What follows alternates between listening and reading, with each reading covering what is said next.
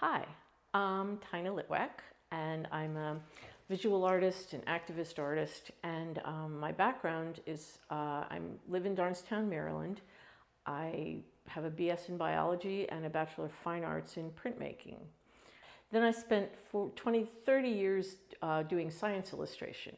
I decided I didn't want to work as a waitress. I had gone up through the DC art scene from co-op galleries into having a nice dealer representation in the DuPont Circle gallery scene, and had a wonderful one-person show, and I was very thrilled with it. And then I realized I was not going to make a living as a painter. My work was not that saleable, and I went full bore into being a science illustrator. So I worked for almost 30 years without doing too much fine art, but I worked in the illustration community, and I worked for the Museum of Natural History, the CDC, NIH, the Department of Agriculture, and even the Army, drawing insects and birds and plants and everything else. And then in 2020, I realized that it wasn't, my sense of what was going on the planet was a little bit more overwhelming than what I was able to put into my illustration work. So I started to do artwork again because I needed to express my personal, my emotional, I needed to put out my emotional opinion of what was going on. So I started to work in environmentally themed and work and things that related to biodiversity loss and climate change.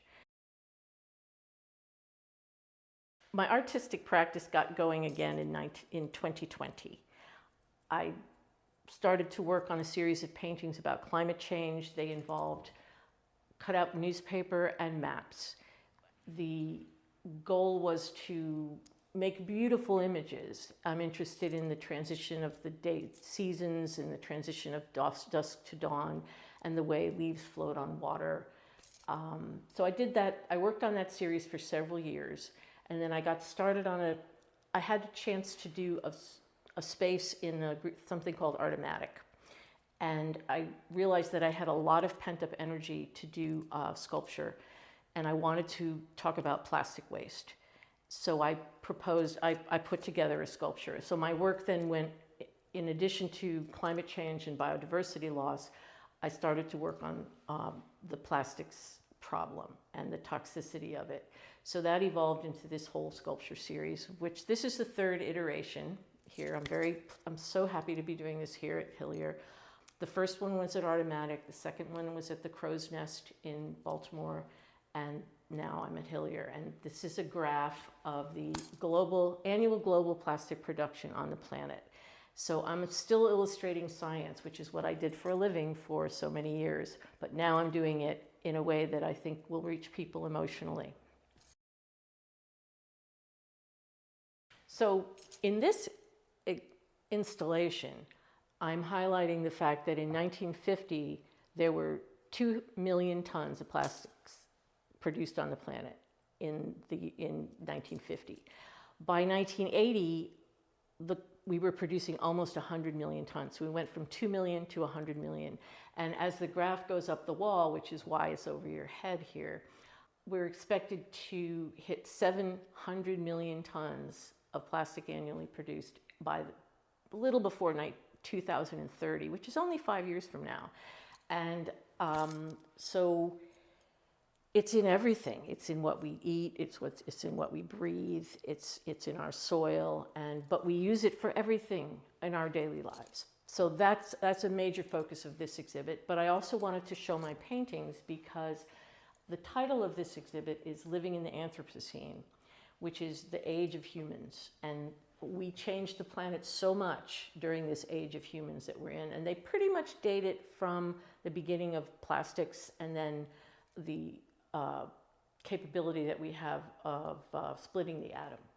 So that kind of defines the age of the Anthropocene, because scientifically, it's when radiation started to appear as showering down in the environment. You could find it in soil layers all over the planet. So it really is, for the next 10,000 years, this dates this period, which is why the paleontologists, one of whom I'm actually friends with, coined the word Anthropocene.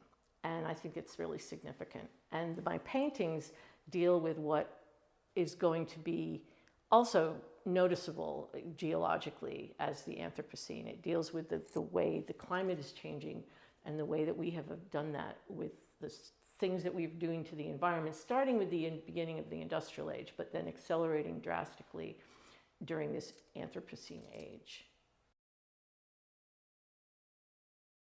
Because I am an activist artist and an ecologically focused activist artist, I do want people to be able to take something home with them as far as, not necessarily information, though this is an informational sculpture graph that I did, but I want people to take a sense away of what we've been doing to the environment, to have a little bit greater understanding and a little bit more maybe personal responsibility as they go through and look at the sculptures and see things that are their own, because a lot of the things that are elements in the sculpture are my own things. My boyfriend's car bumper, my children's toys, my yogurt containers. We all eat, we all use plastics all the time. But the paintings, they're little nuggets of vignettes. There's a warning, permafrost is warming, and the COP2 appears to be missing its deadlines. This is a clipping from the Post, which I love, and I forget the context of the full article, but the end of the world creeps up fast. And these things are appearing in your newspaper, they're in our new daily news, but how much do we really pay attention to them? We get lost in some of the more maybe pressing small details, but these are important. So now that I've had the chance to produce this graph and to really get my ideas about this out there, I'm definitely not done. I would like to be able to do this a few more times. Every time I do it, it gets better and larger, and I'm hoping to continue with that. I'm also doing some of the sculptures as small standalones, which I've had some success showing in the local DC area also. I'm probably going to continue that. The leaf series is probably not over. I'm not sure where that's going to go after this. We'll see. But I definitely want to continue. I would like to show this. I would like to take this on the road for the message, because it's a really content-oriented piece of art, and it's always site-specific. So I do have goals of continuing to work in the themes that I'm certainly working in these themes. They've been my themes for 45 years, and they will be my themes till I die. So I just hope I have another chance to produce it.